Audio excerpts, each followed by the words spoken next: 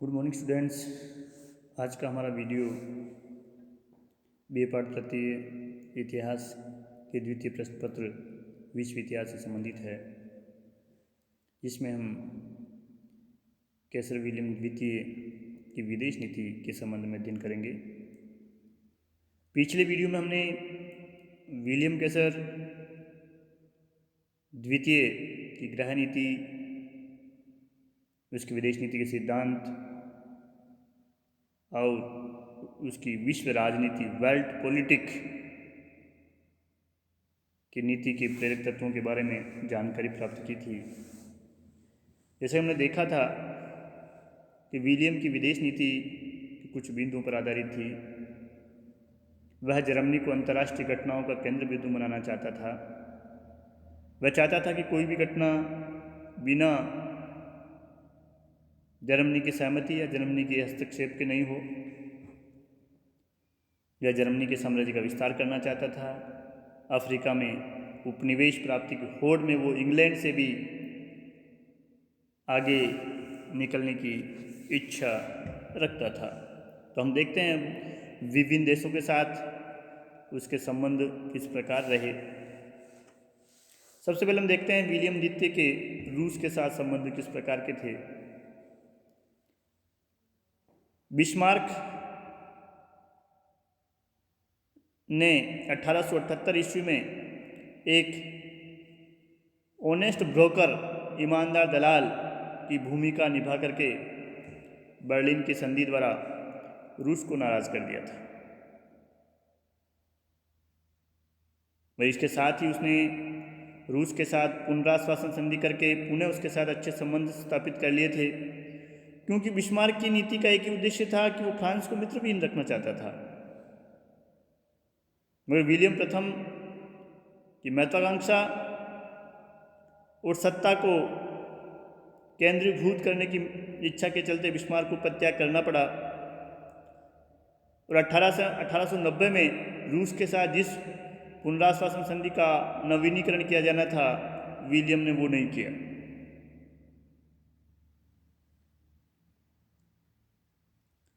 वो कहता था ये बहुत जटिल है और इस जटिलता को वह आगे नहीं चला सकता। इसका रिजल्ट ये हुआ कि रूस भी अकेला हो गया और उसका झुकाव फ्रांस की ओर हो गया। 1893 ईस्वी में रूस ने जब फ्रांस के साथ संधि कर ली, तब विलियम पुनः चेता और पुनः उसने रूस के साथ अच्छे संबंध बनाने की कोशिश की। और 1894 में उसने रूस के साथ एक व्यापारिक संधि की। इसके साथ ही उसने 1895 में जापान के विरुद्ध युद्ध में रूस का समर्थन किया।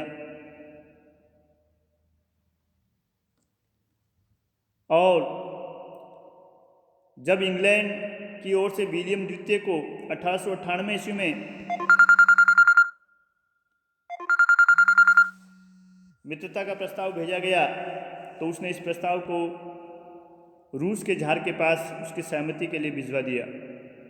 रूस जर्मनी और इंग्लैंड की मित्रता से सहमत नहीं था। फलस्वरूप जर्मनी ने इंग्लैंड के प्रस्ताव को अस्वीकार कर दिया। इससे इंग्लैंड नाराज हुआ, पर रूस के साथ उसके संबंध थोड़े अच्छे हुए। 1905 के रूस जापान युद्ध में भी जर्मनी ने इंग्लैंड व जापान का विरोध करते हुए रूस का समर्थन किया और रूस के जहाज़ों को कोयला देने की व्यवस्था की। इसके बाद जापान व इंग्लैंड दोनों जर्मनी से नाराज हो गए। प्रथम विश्व युद्ध के दौरान जापान ने सुदूर पूर्व में जर्मनी के सारे उपनिवेश अपने अधिकार में कर लिए और इंग्लैंड तो जर्मनी का शत्रु ही बन गया, जिसने कभी भी विश्व राजनीति में जर्मनी की दाल नहीं गलने दी। अतः हम ये देखते हैं कि प्रारंभ में उसने रूस के साथ एक प्रकार का अलगाव का व्यवहार किया, मगर बाद में उसने पुनः रूस के साथ अपने संबंध सुधारने की कोशिश की। मगर स्लाव क्षेत्रों में रूस की रुचि और कुछ स्लाव प्रदेशों का ऑस्ट्रिया के अधीन होने से रूस और ऑस्ट्रिया एक साथ नहीं हो सकती थी, और जर्मनी की विदेश नीति में ऑस्ट्रिया का महत्वपूर्ण स्थान था। अतः रूस भी उस पर पूर्ण विश्वास नहीं करता था। प्लस रूस का झुकाव धीरे धीरे इंग्लैंड और फ्रांस की तरफ बढ़ा। विलियम द्वितीय और तुर्की के साथ संबंधों को हम देखते हैं। बिस्मार्क की नीति के ठीक उलट विलियम ने पूर्वी यूरोप में अपना प्रभुत्व स्थापित करने की नीति अपनाई। 1889 ईस्वी में वह अपनी पत्नी के साथ कुस्तुनतुनिया की राज की यात्रा पर गया। पिछले 700 वर्षों में किसी भी जर्मन सम्राट ने तुर्की की राज की यात्रा नहीं की थी। तुर्की के सुल्तान अब्दुल हमीद ने सम्राट का भव्य स्वागत किया, और इस अवसर पर विलियम ने स्वयं को तुर्की का संरक्षक और मित्र हितैषी सिद्ध करने का प्रयास किया। उसने तुर्की को आर्थिक सहायता का वचन भी दिया। इसी के साथ जर्मनी और तुर्की की मित्रता का श्रीगणेश होता है। 1898 में विलियम दूसरी बार तुर्की की राज की यात्रा पर गया, और उसने स्वयं को मुसलमानों का शुभचिंतक भी घोषित किया। 1902 ईस्वी में उसने तुर्की के साथ एक समझौता किया, जिसके अंतर्गत तुर्की के सुल्तान ने जर्मनी को बर्लिन बगदाद रेलवे लाइन बनाने की अनुमति दी। इस रेलवे लाइन के निर्माण हो जाने से जर्मनी का प्रभाव पूर्वी यूरोप तथा तुर्की पर स्थापित हो जाता। इसके अलावा मुस्लिम जगत पर भी उसका प्रभाव पड़ता, और जर्मनी जो है तुर्की और उसके आसपास के प्रदेशों के खनिजों का उपयोग कर पाता। लेकिन जर्मनी को इस मैत्री का भी ज़्यादा लाभ नहीं हुआ, क्योंकि इंग्लैंड और फ्रांस जर्मनी के प्रबल विरोधी बन गए थे, और दोनों इसके कारण नज़दीक आ गए थे। तो जर्मनी को इस मैत्री से, तुर्की के साथ मैत्री से भी एक प्रकार से कहें अंतर्राष्ट्रीय जगत में इंग्लैंड और फ्रांस के विरोध का सामना करना पड़ा। विलियम द्वितीय और इंग्लैंड के साथ संबंध।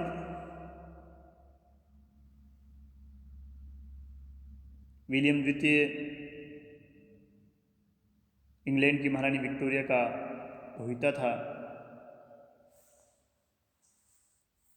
शासक अपने राज्याभिषेक के बाद उसने इंग्लैंड की यात्रा की। प्रिंस ऑफ वेल्स भी इसके प्रत्युत्तर में जर्मनी की यात्रा पर आया।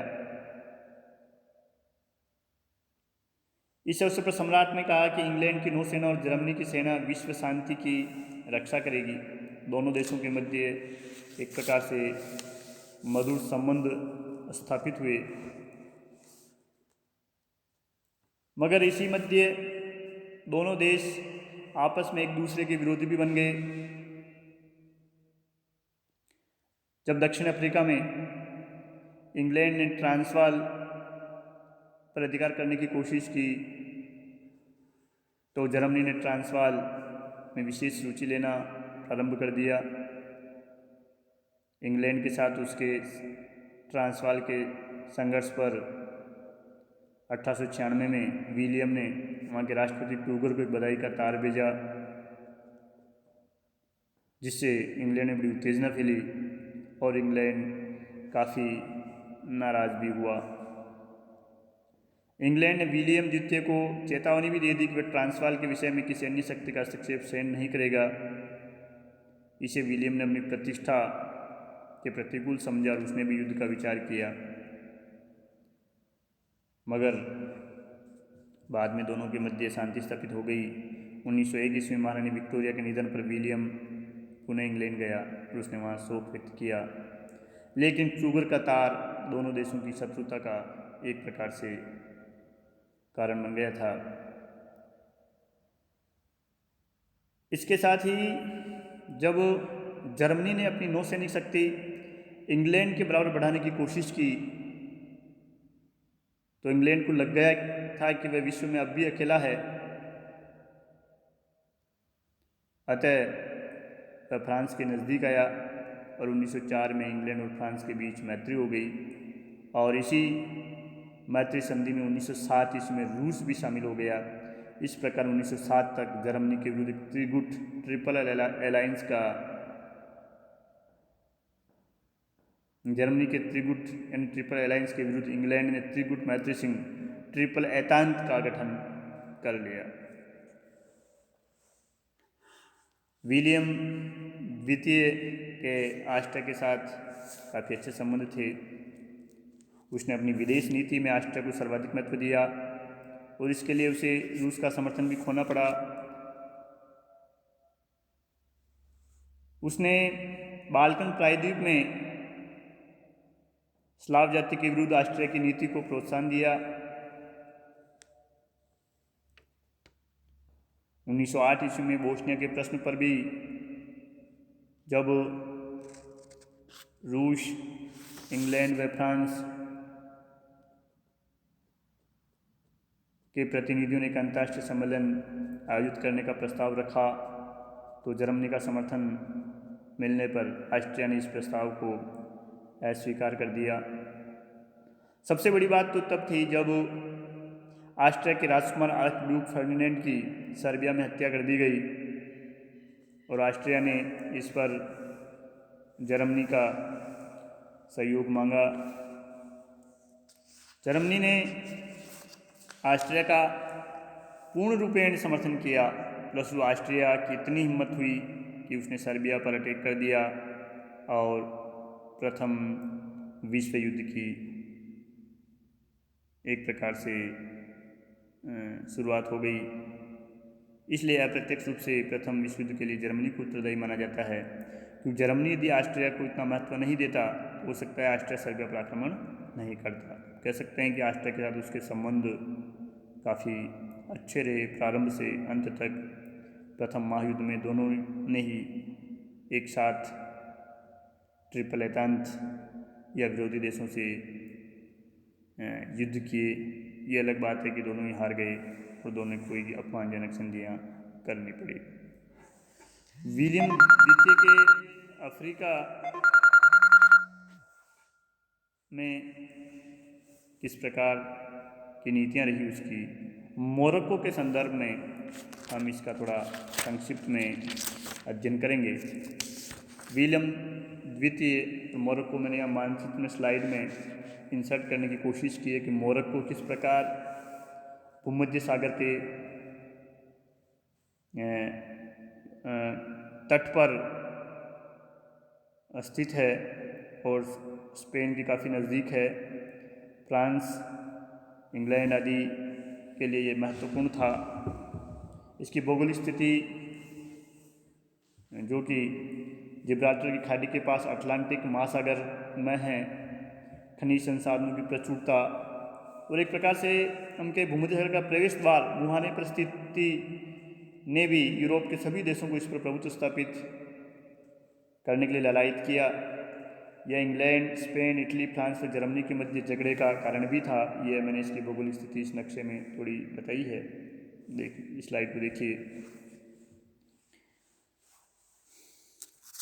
1901 ईस्वी में फ्रांस ने मोरक्को के सुल्तान से संधि करके उसे काफ़ी ऋण भी दिया और वहाँ सुधारों की एक बृहत योजना भी प्रारंभ की, जिसका जर्मनी ने विरोध किया, क्योंकि 1880 में मैड्रिड में एक संधि हुई थी जिसके अनुसार मोरक्को में जर्मनी के हितों को भी मान्यता दी गई थी। मगर 1904 में इंग्लैंड फ्रांस मैत्री होने के बाद फ्रांस ने इस मैड्रिड संधि की अवहेलना शुरू कर दी और मोरक्को के सुल्तान पर अपना संरक्षण स्थापित करके वहाँ की पुलिस व्यवस्था पर नियंत्रण स्थापित कर लिया और वहाँ कई योजनाओं की आधारशिला रखी ताकि फ्रांस का प्रभुत्व स्थापित हो सके। इसका जर्मनी ने विरोध किया। 1905 में जर्मन सम्राट विलियम द्वितीय ने टेंजियर का दौरा किया और 31 मार्च को भाषण देते उसने कहा, मैंने निर्णय कर लिया है कि मोरक्को में जर्मनी के हितों की पूरी सुरक्षा के लिए वह सब कुछ करूंगा जो मेरे बस में होगा। 24 जुलाई को उसने मोरक्को के सुल्तान से भेंट की और मोरक्को की स्वतंत्रता का विश्वास दिलाया। इस घटनाक्रम से विश्व में, विशेष तौर से यूरोप में एक तनाव का वातावरण उत्पन्न हो गया। ऐसा लगा कि इंग्लैंड और जर्मनी कभी भी युद्ध में उलझ सकते हैं। विलियम द्वितीय ने मोरक्को की समस्या के समाधान के लिए एक अंतर्राष्ट्रीय सम्मेलन बुलाने की मांग की। फलस्वरूप स्पेन के एक नगर अल्जेसिराज में जनवरी 1906 में मोरक्को के प्रश्न को लेकर के एक अंतर्राष्ट्रीय सम्मेलन शुरू हुआ। इस सम्मेलन में मोरक्को सहित विश्व के 13 देशों के प्रतिनिधियों ने भाग लिया और 7 अप्रैल 1906 को एक समझौता हुआ, जिसके अनुसार मोरक्को की राजनीतिक स्वतंत्रता, प्रादेशिक अखंडता को बनाए रखने का संकल्प लिया गया। मोरक्को में उन्मुक्त प्रवेश की नीति, ओपन डोर पॉलिसी अपनाने की बात की गई। मोरक्को में फ्रांस के विशेष हितों को भी मान्यता दी गई और मोरक्को की आर्थिक दशा सुधारने के लिए ब्रिटेन, फ्रांस, जर्मनी तथा स्पेन को दायित्व सौंपा गया। हम कह सकते हैं कि विलियम द्वितीय के इस मोरक्को के प्रश्न को लेकर के फ्रांस के हितों को विशेष हानि नहीं पहुंची, क्योंकि अमेरिका ने फ्रांस का समर्थन किया और इटली भी गुप्त रूप से फ्रांस का समर्थन कर रहा था। इंग्लैंड पहले से ही फ्रांस के साथ था। एक प्रकार से कहें कि जर्मनी अकेला पड़ गया, उसे ज़्यादा फ़ायदा नहीं मिला इस अल्जेसिराज सम्मेलन का, मगर वह मोरक्को के प्रश्न को अंतर्राष्ट्रीय